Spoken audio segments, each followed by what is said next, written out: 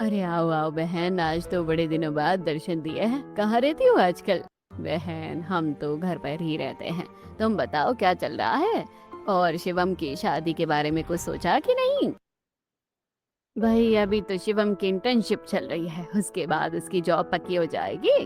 और जब रिश्ता करना होगा तो तुम्हें जरूर बताऊंगी। हाँ हाँ जरूर बताना। मेरी नजरों में बहुत अच्छी लड़की है, तुम्हारे घर के लिए बिल्कुल सही रहेगी। सभी लोग ऐसे ही आपस में बातें करने लगते हैं। अचानक से हवाएं तेज चलने लगती हैं और बादल गरजने लगते हैं। अरे चलो कमला बहन, जल्दी चलो, देखो ऐसा लगता है जैसे बारिश आने वाली है। अरे तो इसमें जाना क्यों है भाई?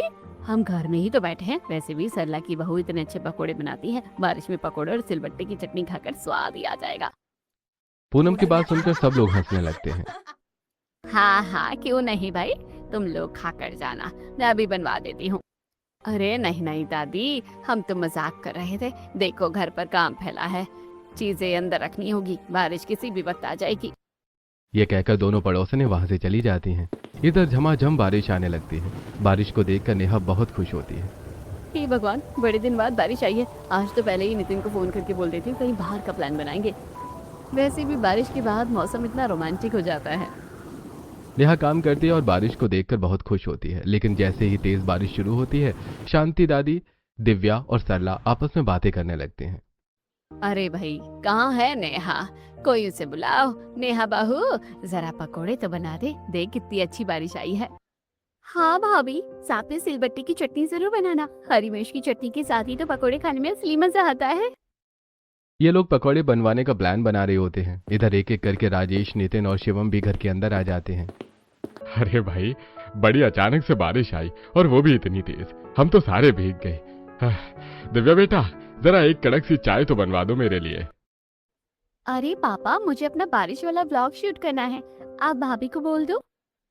दरअसल दिव्या एक यूट्यूबर है। वो घर के काम में तो हाथ नहीं लगाती, बस पूरा दिन वीडियो शूट करते हुए घूमने लगती है।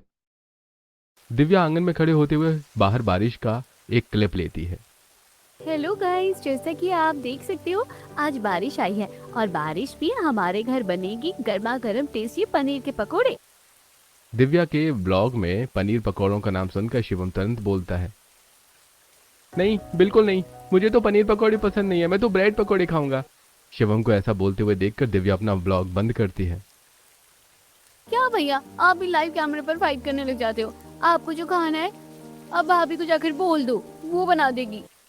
हाँ हाँ भाई, जिसको पकोड़े बनाने हैं उसे तो अभी पता ही नहीं है। दिव्या और शिवम रसोई में जाते हैं, जहां पर नेहा अभी तक पहला ही काम निपटा रही थी। भाभी देखो, बाहर कितनी तेज बारिश आ रही है और सबकी फरमाइश है कि तीखी सिलबट्टी की चटनी के साथ गर्मा गर्म ब्रेड पकौड़े हो जाएं। नहीं नहीं भाभी, ब्रेड पकोड़े नहीं, मुझे पनीर पकोड़े खाने हैं। इतनी देर में इन दोनों की आवाज सुनकर शांति वहां आती है। अरे क्या लगा रखा है तुम लोगों ने? एक ब्रेड पकोड़े, पनीर पकोड़े, भला ये भी कोई पकोड़े होते हैं? नेहा बहू, पालक के पकोड़े बना, कुरकुरे और खस्ता। अरे भाई, आप लोगों को इतना लड़ने झगड़ने की क्या जरूरत है। नेहा बहू, तीनों तरह के पकौड़े बना दे, मजा ही आ जाएगा हर तरह के पकौड़े खाकर। ये कहकर मुस्कुराते हुए राजेश वहां से चला जाता है। बेचारी नेहा फंस जाती है। हाँ हाँ ठीक है, आप लोग इंतजार करो, मैं भी गर्मा गर्म पकोड़े बनाती हूँ। नेहा फ्रिज से सारा सामान निकालती है। यार पहले पनीर काट लेती हूँ, दूसरी तरफ पालक, हरी मिर्च, प्याज और फिर ब्रेड को स्लाइस करके रख लूंगी। साथ में बेसन का घोल बनाकर पहले पनीर के पकोड़े उतार लेती हूँ। उसके बाद बचे हुए घोल में ब्रेड को डिप करके उन्हें फ्राई करके निकाल दूंगी। लास्ट में पालक के पकोड़े बना दूंगी। नेहा बहुत ही संस्कारी लड़की है। उसके ससुराल वाले हमेशा ये खाना है, वो खाना है, ये काम कर दो, वो काम कर दो, फरमाइश करते रहते हैं। लेकिन नेहा कभी पलट कर जवाब नहीं देती। हाँ, इन सब से वो परेशान जरूर होती है। नेहा ऐसे ही पकौड़े बनाने लगती है। इतनी देर में नितिन वहां आता है। अरे भाई नेहा, थोड़ा जल्दी करो ना। देखो, अगर ऐसे आराम आराम से हाथ चलाओगी तो बारिश आकर चली जाएगी और तुम्हारे पकौड़े नहीं बनेंगे। बाबा बना रही हूँ, बस थोड़ा और इंतजार करो। इधर नेहा जो भी बनाती है वो बहुत ही स्वादिष्ट बनता है। जैसे ही नेहा पकौड़े फ्राई करने लगती है, उसकी खुशबू पड़ोसियों के घर तक भी पहुंचती है। कितने अच्छे नसीब है सरला के और इसके घर वालों के, इतनी अच्छी बहू मिली है, इतना अच्छा खाना बनाती है कि खाने की खुशबू हमारे घर तक भी आ रही है। हाँ हाँ मम्मी, पक्का नेहा ने पकोड़े बनाए होंगे, कितनी प्यारी खुशबू आ रही है। इस खुशबू से तो मेरा भी कुछ चटपटा बनाने का मन कर गया। निकिता भी रसोई में कुछ चटर पटर बनाने के लिए चली जाती है। इधर नेहा ने तीनों तरह के पकौड़े तैयार कर लिए हैं। चलो जी, पकोड़े तो बन गए। अब सबसे मुश्किल काम यानी सिलबट्टे पर चटनी पीस लेती हूँ। बेचारी नेहा अपने कोमल हाथों से सिलबट्टे पर तीखी चटनी पीसने लगती है और थोड़ी देर में सब कुछ तैयार करके सर्व कर देती है। वाह वाह, खाकर स्वाद आ गया। बस रोजाना बारिश आ जाए और खाने में ही गर्मा गर्म पकोड़े और सिलबट्टे की चटनी हो तो क्या ही बात हो। हाँ भाई, बहू ने सच में बड़े ही खस्ता, कुरकुरे और स्वादिष्ट पकौड़े बनाए हैं। और चटनी का तो कोई जवाब ही नहीं है। अरे भाई रुको, आप सब लोग तो सारे खा रहे हैं। रुको भाई, मुझे इनकी क्लिप तो लेने दो। दिव्या तुरंत अपना फोन निकालती है। गाइस देखो, जैसा मैंने आपको बताया था कि बारिश में हमारे घर पर पकोड़े जरूर बनते हैं, और ये एक स्पेशल चीज मैं आपको दिखाना भूल गई। ये है चटनी। ये कोई आम चटनी नहीं है, सिलबट्टे पर बनाई है। इसका स्वाद चखकर तो आप सब कुछ भूल जाओगे। दिव्या को ऐसे फूड ब्लॉगिंग करते हुए देख नेहा सोचती है, कितनी होशियार है ये।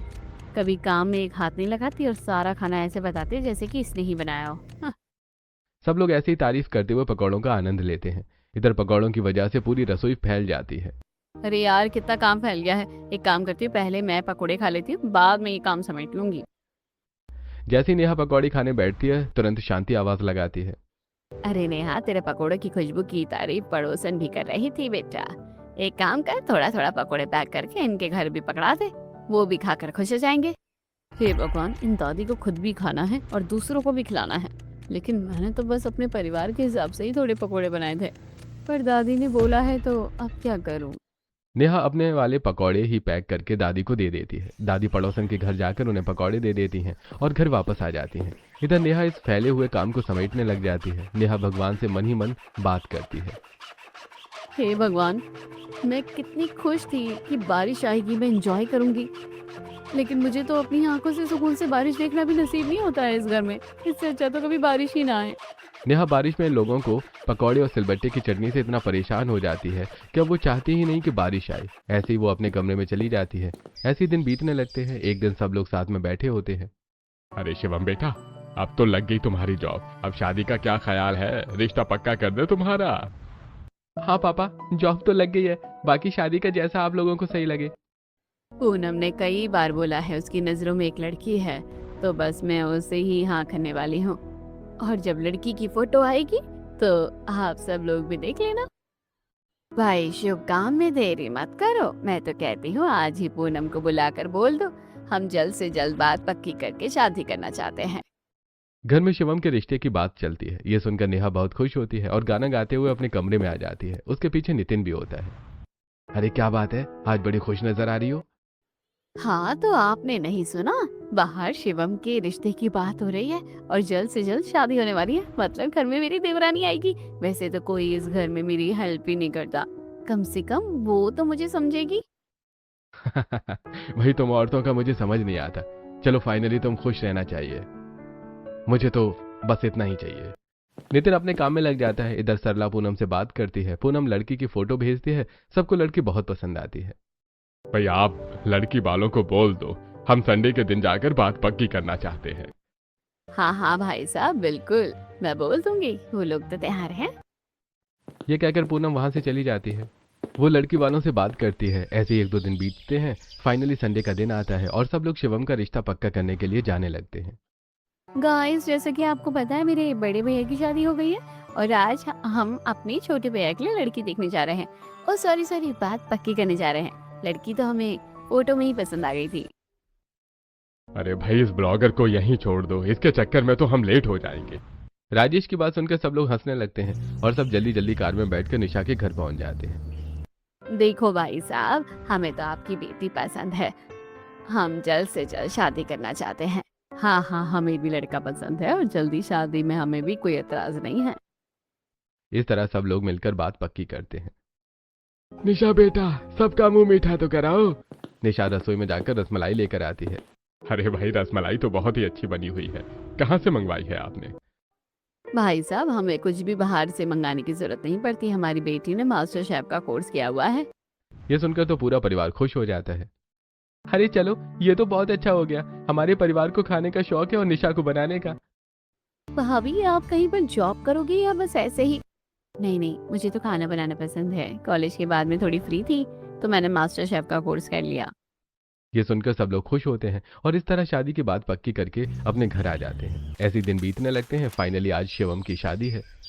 बस आज मुझे घर में अकेले काम करना है, उसके बाद तो मेरी देवरानी आ जाएगी और मेरी सारी जिम्मेदारी आधी हो जाएगी। अब लोग ऐसे ही नाचते गाते हुए बारात लेकर निशा के घर पहुंच जाते हैं। जैसे ये लोग वेन्यू पर पहुंचते हैं, अरे भाई, मौसम ने क्या रुख बदल लिया है, लगता है बारिश आने वाली है।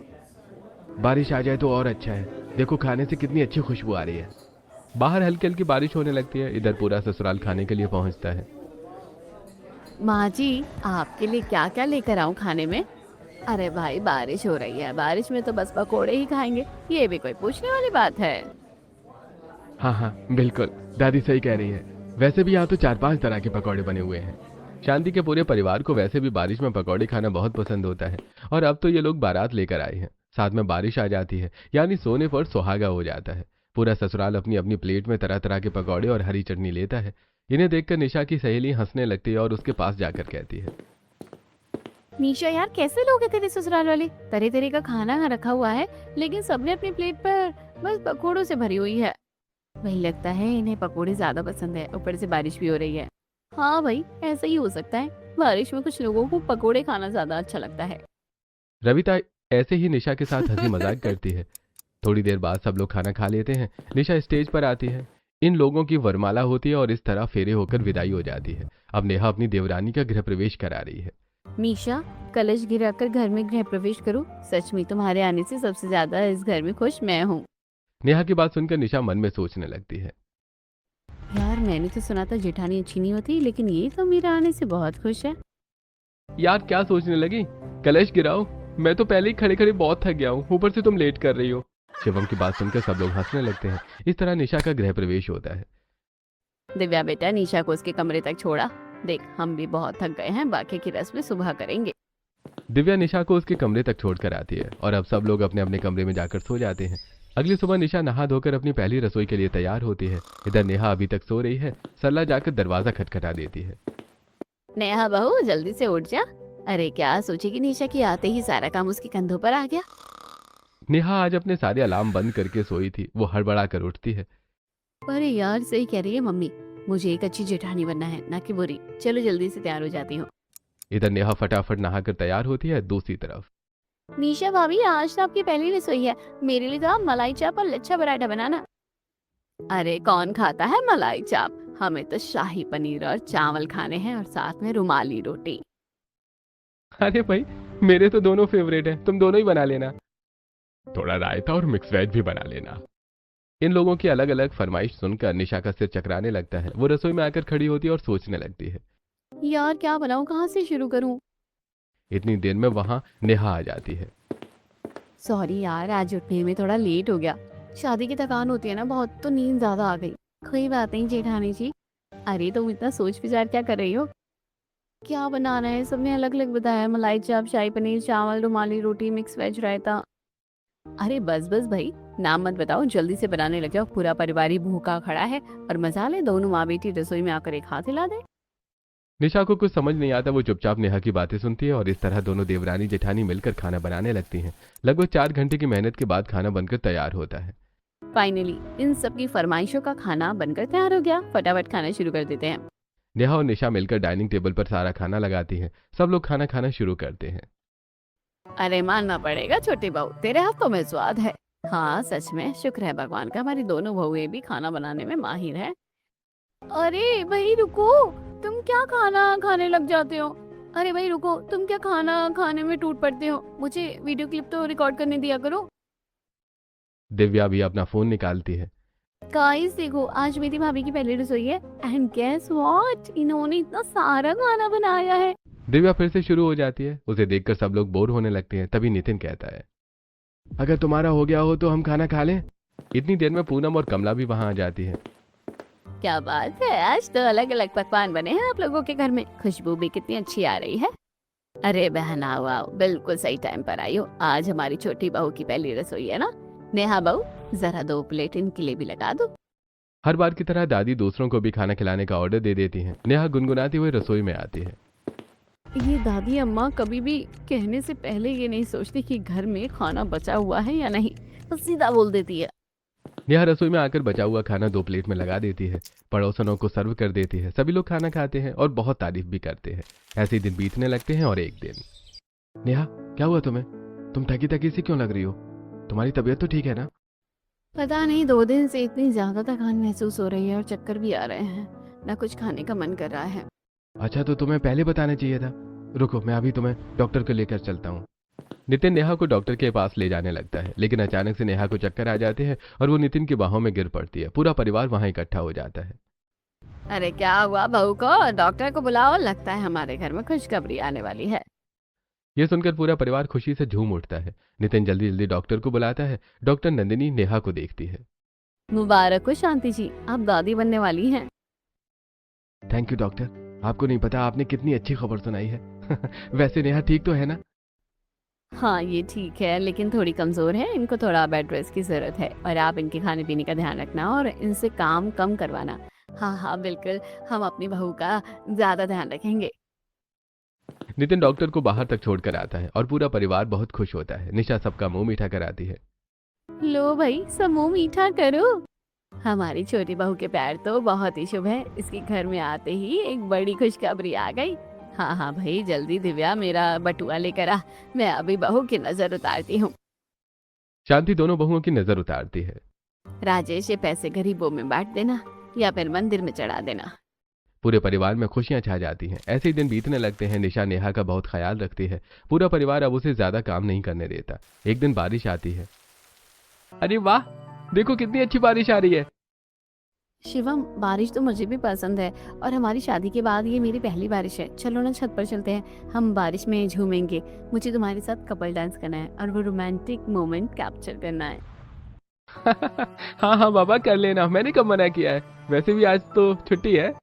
ये सुनकर निशा बहुत खुश होती है, लेकिन तभी बाहर से आवाज आती है। नीचा बहू कहाँ गई? अरे देख तो कितनी अच्छी बारिश आई है, बारिश में पकोड़े और सिलबट्टे की चटनी तो बना ले। अरे माँ, आप तो मेरे मुंह की बात छीन लेती हो। हाँ हाँ बिल्कुल, हर बार किसी के कहने की जरूरत ही नहीं पड़ती, माँ जी खुद पकोड़े बनवा देती है। सरला की बात सुनकर पास में बैठे नितिन और दिव्या भी हंसने लगते हैं। इधर दिव्या अपनी ब्लॉगिंग करती है और निशा भी कमरे से बाहर आती है। बेटा बना दो फिर जल्दी से कुरकुरे पकौड़े। वैसे भी तुम्हारे हाथ का खाना खाकर तो दिल खुश हो जाता है, और आज तो इतनी अच्छी बारिश भी आ रही है। हाँ हाँ पापा, मैं अभी बना कर लाती हूँ। निशा रसोई में जाकर पकौड़े बनाने लगती है। तभी दिव्या वहां आती है। भाभी आपको पता है ना, मुझे पनीर पकोड़े पसंद है और शिवम भैया को ब्रेड पकोड़े। अच्छा तो फिर मैं ये पालक किस लिए काट रही हूँ, आपको पहले बता देना चाहिए था। अरे नहीं नहीं, बाकी सभी घर वालों को पालक के पकोड़े ही खाने हैं, आप बना लो इसे भी। ये कहकर दिव्या वहां से चली जाती है। बेचारी निशा अकेले ही तीनों तरह के पकौड़े बना देती है, क्योंकि नेहा तो बेड रेस्ट पर है। पकौड़े बनाकर हटती है और सबको गर्मा गर्म चाय के साथ सर्व करने लगती है। अरे ये क्या बहू, तूने सिलबट्टे की हरी चटनी नहीं बनाई क्या? उसके बिना तो पकोड़े खाने में मजा ही नहीं आता। अरे भाई वो नई बहू है, उसे क्या पता होगा, पहले बताना चाहिए था ना। हाँ भाई, हम तो बताना भूल गए। चल बेटा अब सिलबट्टे पर चटनी पीस ले। निशा फिर से रसोई में जाती है। फिर से पुदीना, हरी मिर्च और धनिया निकालकर सिलबट्टे पर चटनी पीसने लगती है। हे भगवान, मेरे हाथों में तो मिर्ची लग गई, हाथ भी लाल हो गए। जब ग्राइंडर है तो ये ग्राइंडर में क्यों नहीं बनाते? इधर नेहा निशा का सारा दर्द समझती है और रसोई में आ जाती है। इन लोगों की आदत खराब हो रखी है सिलबट्टे की चटनी खा खा कर, इसलिए ग्राइंडर में नहीं बनाते देवरानी जी। मुझे समझ नहीं आ रहा कि आप इन लोगों को कैसे झेलती थी, मैं तो एक दिन में ही परेशान हो गई हूँ। दोनों देवरानी जेठानी बातें करने लगती हैं, लेकिन तभी बाहर से सब लोग आवाज लगाने लगते हैं। भाई पहले इन्हें चटनी दे दो, वरना ये पेट पकड़कर मर जाएंगे। नेहा की बात सुनकर निशा हंसने लगती है। वो चटनी लेकर बाहर जाती है। सब लोग पकौड़े खाते हैं और तारीफ भी करते हैं। जैसे ही निशा का पकौड़े खाने का नंबर आता है, बारिश भी बंद हो जाती है। अब वो उदास होकर बालकनी में बैठ जाती है। तभी नेहा वहां आती है। क्या हुआ, तुम इतनी उदास क्यों हो? किसी ने कुछ कहा? नहीं नहीं कुछ नहीं, बस ऐसे ही। मैं समझ सकती हूँ, घर में ज्यादा काम है, सबकी अलग अलग फरमाइशें हैं। नेहा की बात सुनकर निशा भावुक हो जाती है और अपने मन की सारी बातें कहने लगती है। बात वो नहीं है कि घर में ज्यादा काम है, बात यह है कि ना मम्मी और ना ही दिव्या दीदी काम में हेल्प करती है, बस बैठे बैठे हुक्म चलाती रहती है। भैया हम भी इंसान हैं, हमें भी थकान होती है। हाँ मैं समझ सकती हूँ, लेकिन ये तो शुरू से ऐसे ही है। तुम्हें पता है, अब तो तुम आ गई हो, तुम हेल्प करती हो, मैं भी तुम्हारी हेल्प कर देती हूँ। हाँ प्रेगनेंसी की वजह से मैं नहीं कर पा रही, वरना मैं भी सब कुछ अकेले ही करती थी। माफ करना दीदी, आपने तो बहुत कुछ झेला है, लेकिन मैं नहीं झेल पाऊंगी। मैं इन दोनों माँ बेटी को सबक सिखा कर ही रहूंगी। भाई तुझे जो करना है कर ले, मैं तेरे साथ हूँ। आखिर कब तक हम दोनों झेलेंगे। दोनों देवरानी जेठानी यूनियन बनाती हैं और फिर मिलकर अपनी सास और नंद को मजा चखाने का प्लान करती हैं। जैसे ही अगली सुबह होती है, नेहा तो बेड रेस्ट पर है, लेकिन निशा आज उठती ही नहीं। अरे सरला, कहाँ है तेरे दोनों बहुए? आज चाय पानी मिलेगा या नहीं? पता नहीं माँ जी, दोनों अभी तक उठी नहीं। रुको मैं जाकर देखती हूँ। सरला पहले नेहा के कमरे में जाती है। मम्मी, नेहा तो सो रही है। पूरी रात उसके पैरों में दर्द रहा है तो वो सो नहीं पाई। आप उसे मत उठाओ।